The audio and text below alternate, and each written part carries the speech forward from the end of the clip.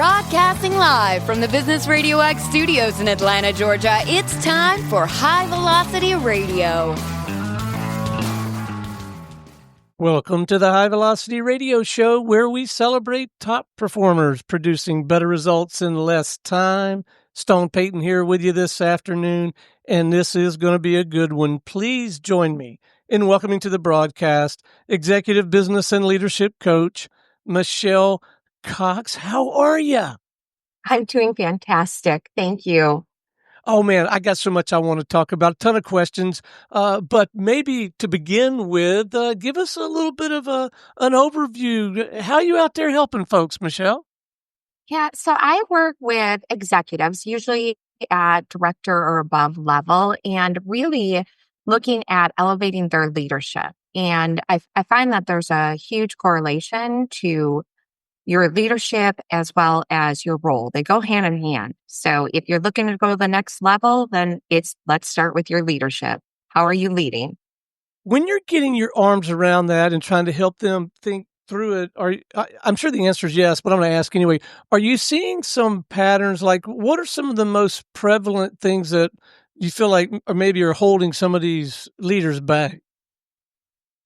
I would say that one of the areas that I see the most is that the higher you go within an organization and quite frankly, if you're a business owner in itself, that you aren't receiving feedback.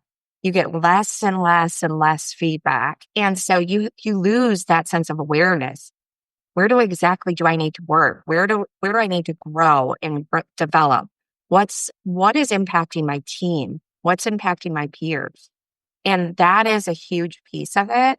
You think you're doing really good, and then all of a sudden it's like, well, are you? Let's kind of dig in and see, are you doing as good as you either think you're doing or as other people are, quote unquote, telling you're doing?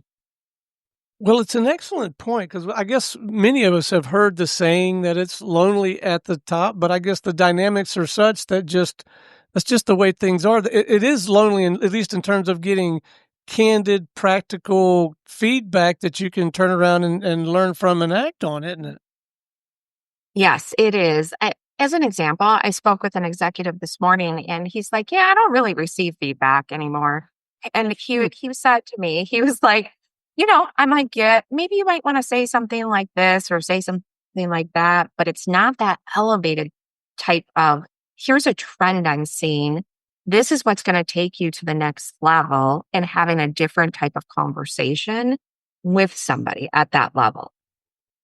So what is the key? And I certainly don't expect you to try to reduce your work to a Cosmopolitan article, but is part of the key to opening this vault up, equipping them to ask questions of the people around them in such a way and in such an environment that they will get that feedback? Or what's the master key, you think? Well, obviously hiring a coach like me is fantastic. Yeah. Not to put a plug in there for myself.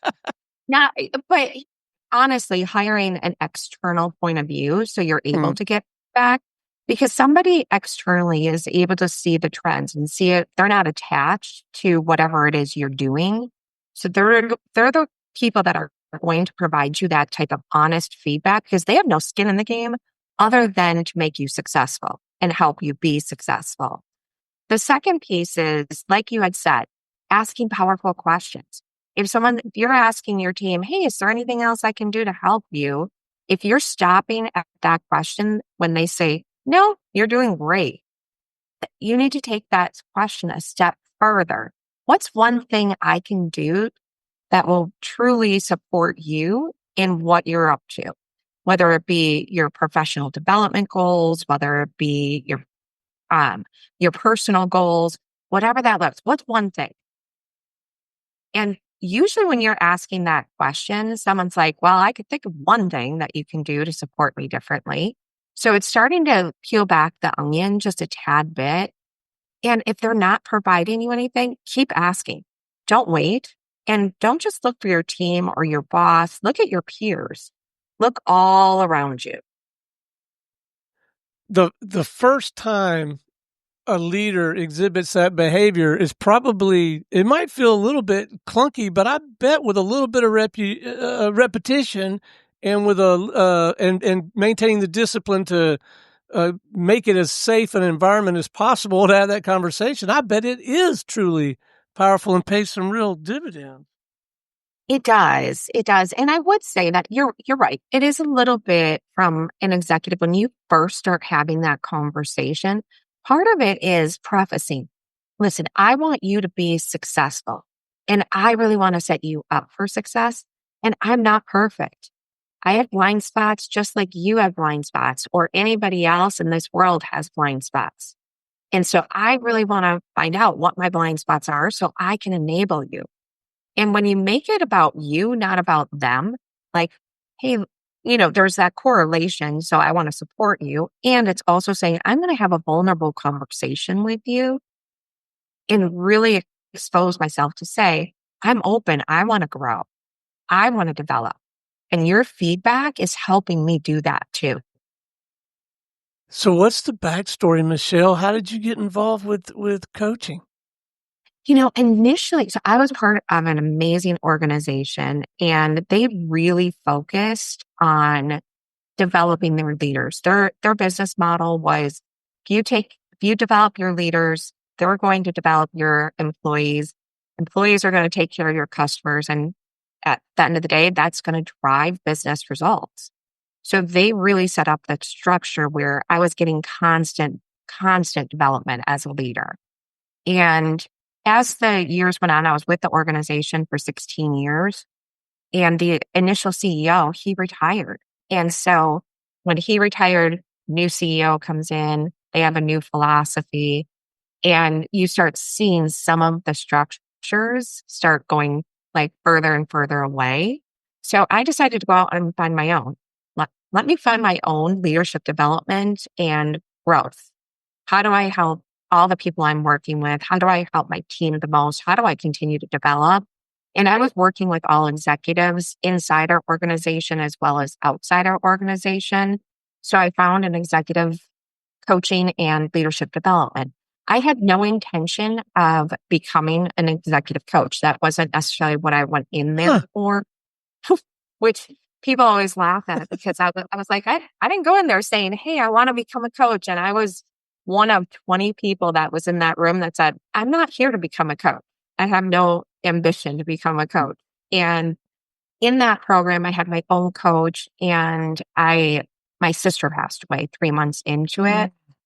And it really started shifting my perspective of how you can support a leader, how you support somebody who has a lot of circumstances going on, whether it be personal, professional circumstances, and supporting them to move forward despite what's happening and really grow from it. And it completely shifted my perspective. And that was a turning point for me. So I was coaching, and I've been coaching for the last 10 years or 11 years, actually. Just had my 11th anniversary, and I've been on my own for over 8 years now. So it's just kind of a marriage made in heaven here.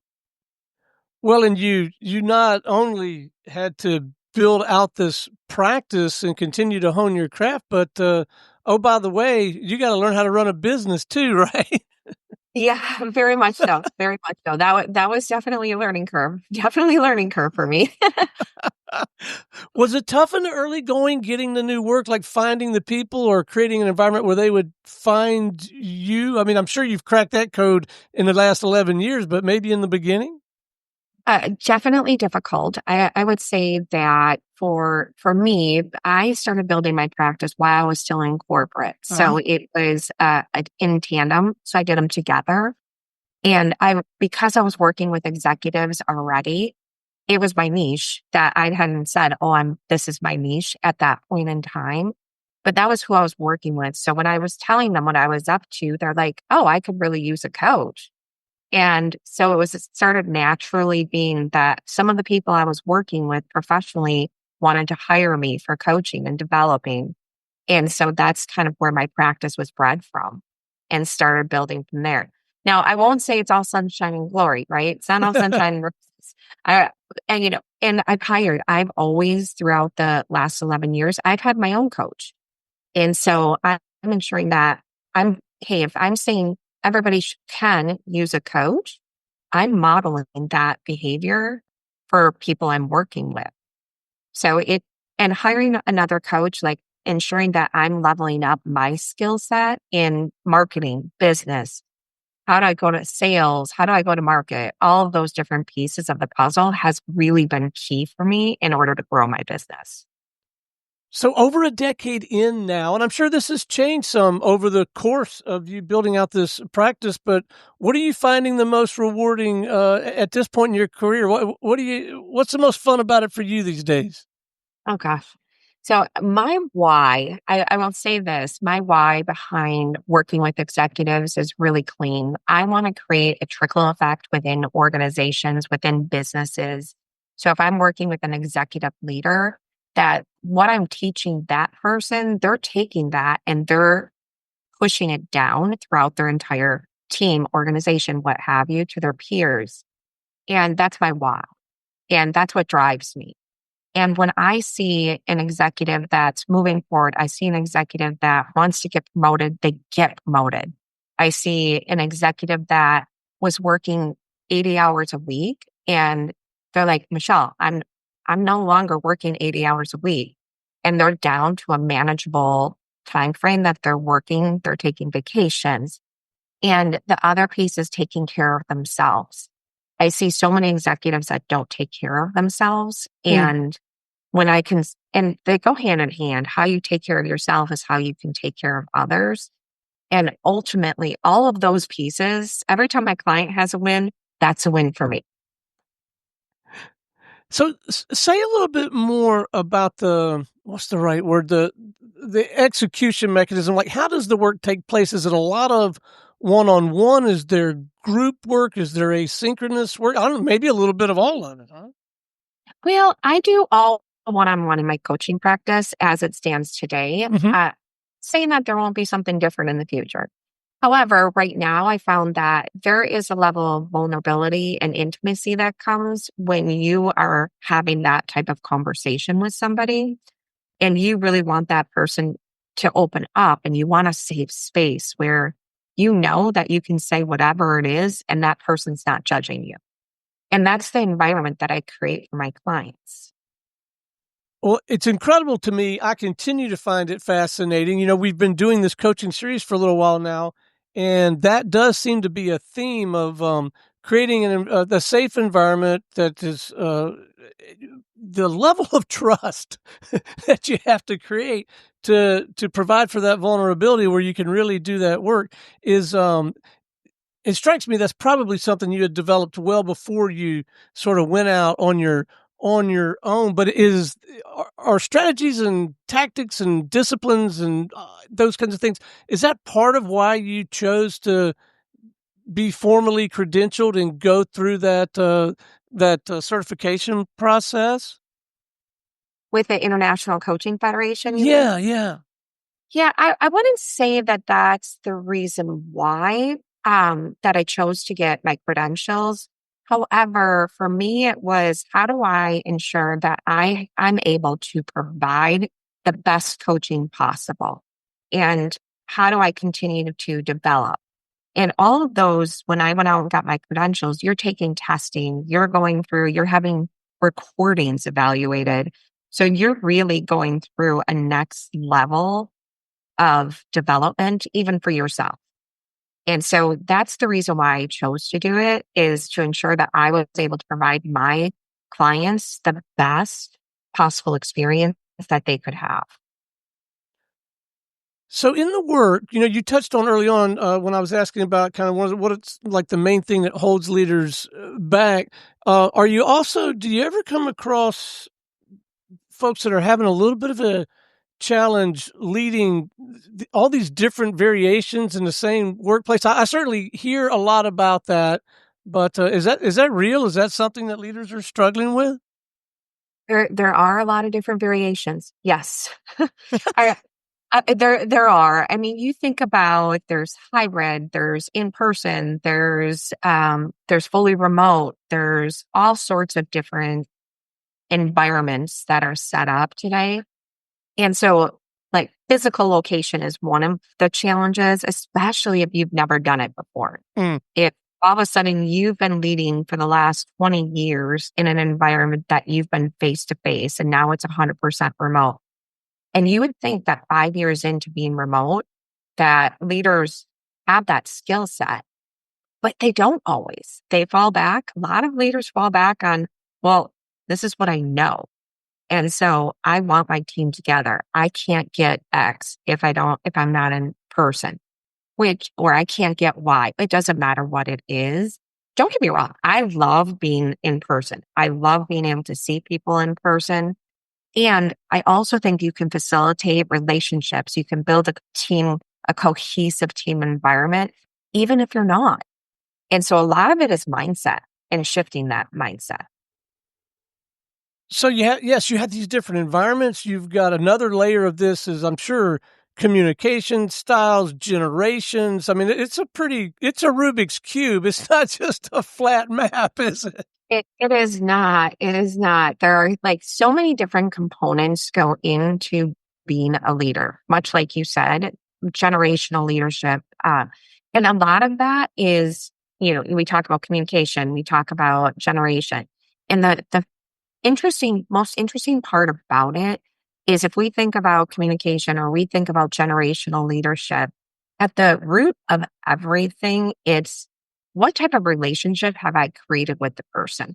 How well do I know them? At what level do I know? How do they prefer to receive communication? How do they prefer to send a communication? How do they prefer, and really understanding who they are? What do they love? What are they passionate about? And the sooner you get to know that individual, that's how you get rid of they're this generation or they're that generation. And you start removing some of the different challenges that you think that are sitting out there. They're not really sitting out there. It's just asking enough questions and getting underneath and building that relationship one-on-one with that person to know what the answers are so you can work most effectively both ways. And it takes you adjusting. But you can't just say, this is how I do it and this is the only way. As a leader, it's your responsibility to adjust to your team as well. Okay, let's talk about me for a minute. It's my show. Please, no. I'm sorry. I just went on and on. No. I'm saying that tongue in cheek because as I hear you describe this process, I'm kind of putting myself in the shoes of a client, and I can see me working with you, getting some tremendous insight, and then in a safe environment, being willing to take some risks, try some new things. And then go out and try on some of these new behaviors, and then come back to you and share with you what I experienced. But it also strikes me as something. It's not just something I try on a Tuesday and then come back and all right, we checked that one off the list, right? I mean, it's an ongoing iterative process, I'm sure. Yeah. It is. And there's multiple different practices or actions and practices. And it's like a layer upon layer building exercise. It's not just a one and done. And a lot of time if you look at a person, how they're doing something in their professional life, a lot of times they're doing the same thing in their personal life. And so when you start looking at the human combined and you really say, well, let's just practice this in a safe environment at home. And they start getting reflections at home. And they're like, oh my gosh, I'm doing this at home. I'm doing it at work. It's something that's showing up everywhere. So as soon as you start getting that awareness level, and all of a sudden it's like, okay, let's practice something new. And you're able to practice in a safe environment and build that muscle and keep building it. That's where it becomes the expertise. Well, and I'm sure just a little bit of forward progress starts to build some confidence and build on itself. I think that's smart. You just got to go in sounds like eyes wide open, knowing that, we're not going to be hitting 3-pointers right out of the box here all the time. Yeah, I mean, I look at it in the fact, okay, what are the wins? And they may be small wins, Yeah. but we want to actually celebrate and acknowledge the small wins along the way. So even as you have momentum, you are saying, okay, so I'm throwing the pass to the 10-yard line. I got the 10-yard line. Now I'm throwing it to the 20-yard line. I'm getting there too. And so when you hit the touchdown, it's like a much larger celebration, but you're seeing your progress every step of the journey. And I absolutely do not want to dismiss this idea of, I guess my phrase for it back in the day was capability transfer, but you mentioned a ripple effect or the trickle down effect. If you can have that kind of impact with me as a leader of a, reasonably successful media company, but then I go, you're not just helping me. If I'm engaging in those behaviors, exercising those disciplines, there really is an ongoing, continuous effect throughout the organization, right? There is. And even if you think about the next generation, the next level of leaders that's coming up, if you're an executive and you have a team underneath you and you're coaching your directors and then you're coaching that director's coaching their managers and Mm. like so on and so on and so on. Ultimately, every step that person will take, they're going to take what they learned and take it to the next level that they go, take it to the next organization that they go. And so it really does cause that ripple effect. So, hobbies, interests, pursuits, passions outside the scope of your work, anything you nerd out about that's not this?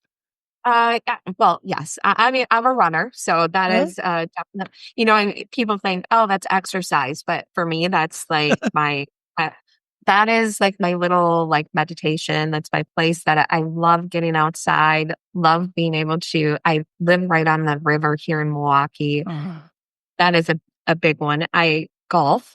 I golf, albeit it's awful golf, but I love to. I mean, nobody's going to want to be. I feel bad for the people behind me. It's not a pretty sport for me, but I love it. I love the peacefulness. I love the quietness. I love the. Guess what? It's not about anybody that I'm having to rely on. It's just kind of a place that I can just go and be, and I don't have to do anything else and just enjoy it. oh, I am so glad that I asked. I asked a gentleman the other day on the air, and we found out he played the bagpipes. You just never know what you learn about somebody when you ask him about My that gosh, kind of. that's amazing. My uncle plays the bagpipes, and I'm always like, wow, that's impressive. It really is. But you touched on taking care of yourself, and to my way of thinking, you engaging in these activities outside the scope of your work is an expression of taking care of yourself. And I, I guess my personal experience has been, and maybe you would echo this.